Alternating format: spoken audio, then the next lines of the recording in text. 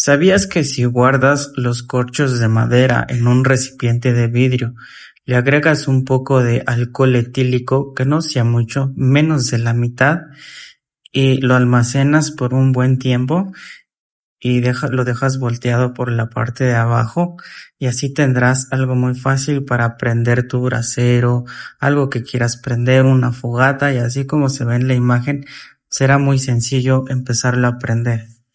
para que no tengas que humearte cada vez que tengas que prenderlo ni se te dificulte mucho.